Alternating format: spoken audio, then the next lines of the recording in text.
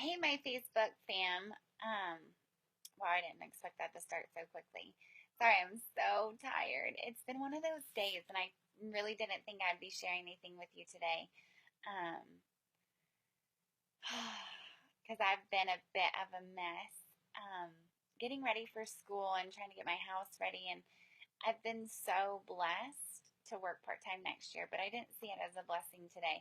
I kind of saw it as like a big inconvenience because I have so much school stuff. And where am I supposed to put all this school stuff? Because I'm sharing a classroom, and I had a really ungrateful heart.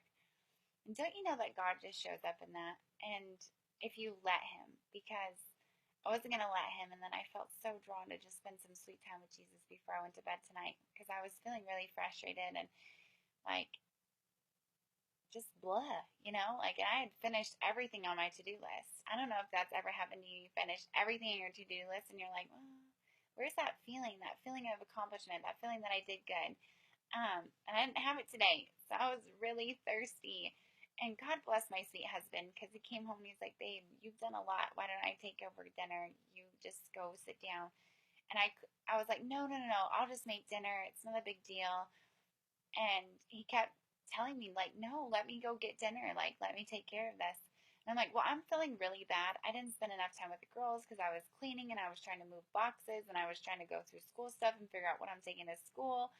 So just let me make dinner. And I was like, because I think that'll make me feel better and less guilty. And he looked at me, and don't you know, God just uses people in your life all the time. And he said, how is that going to make you feel better and less guilty? You spending time away from your kids to cook dinner. That makes no sense. And so I finally was like, all right, you're right. That makes sense. I'll bathe the girls and we'll play games. You take care of dinner. And don't you know that sometimes when you let people bless you, it also blesses them in return? Because, man, it was just so wonderful in our house this evening. But as I was sitting down to read, if you don't know me personally, then you don't know that I read a bazillion books. So I'm reading like 6 books right now, and it's just how my mind works. We're all different, and I know a lot of people can't read 6 books at a time, and that's okay. One is fine. But tonight I picked up this one, and it's called Prayer Warrior Mom, and it just talks about like covering your kids with prayer. And I found how important prayer is, not just for my kids, but for myself, for my family, for my friends, and for anybody that is walking through a hard time. If God puts them on your heart to pray for them, like, it's powerful. So tonight, this is what I read, and this is just wonderful. Isn't this God? So, sorry, I'm coming here. I gotta put it down so I can read. Okay, so it says, get help when you need it. And there was just a fun little quote at the beginning, and it says, I don't need easy, I just need possible. And it says, all of us have weaknesses, sin patterns, bad habits, and tendencies that require us to lean on the Lord for strength each day. And I thought, well, isn't that the truth? Today I'd prayed a lot, like, God, please help me get these pictures hung up. And I know for some people that sounds silly, right? But God wants to be in everything. He wants to be in, like, should I paint my fingernails this color? Or should I buy this house? Like, he loves being involved, just like you're a parent. And when your kids ask you, you like being involved. So does he. But this is what a sweet author wrote. She said, for years of mornings, I've woken wanting to no longer live.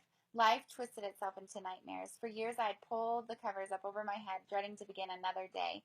I'd just wreck.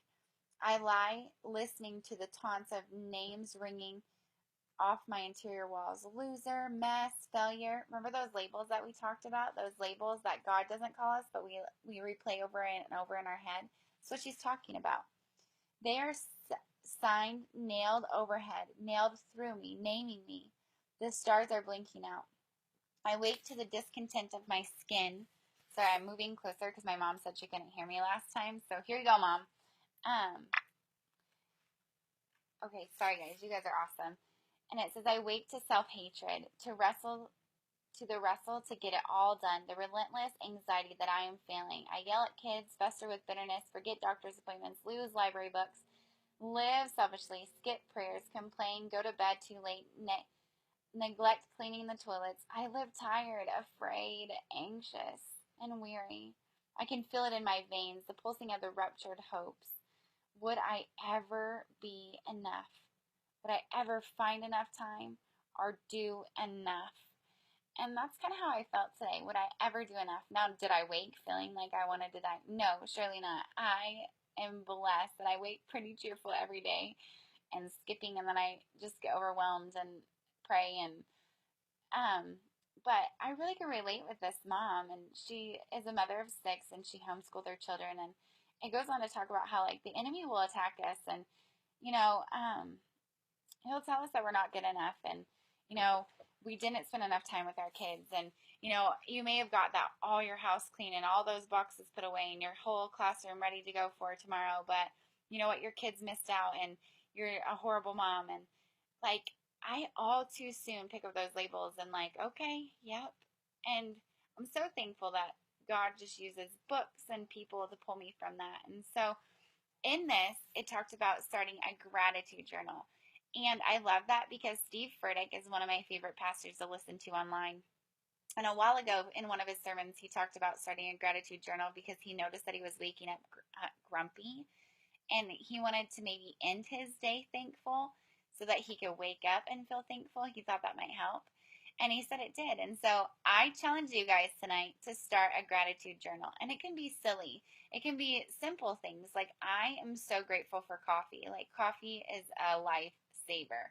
I'm also so grateful for my sweet husband. And I'm grateful for books. And I'm grateful for, oh my gosh, sand. Don't you guys like walking in the sand? And I love sunny days.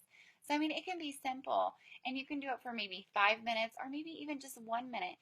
But go ahead and put yourself out there and give it a try. Go ahead and start that gratitude journal tonight. I love you all, and I hope you have a great night. The Bible verse that was in here that I thought I would share with you guys, and ooh, this is my longest one, so I'm sorry. It's Isaiah 41:13. And it says, "For I, the Lord your God, will hold your right hand."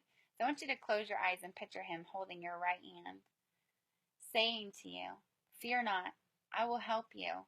So whatever it is that looks like it's too big, too daunting, too much of a task, remember that God's got you and he will hold you, and it is all going to be good. I love you all. This is video number 3. Thanks so much for watching. Bye.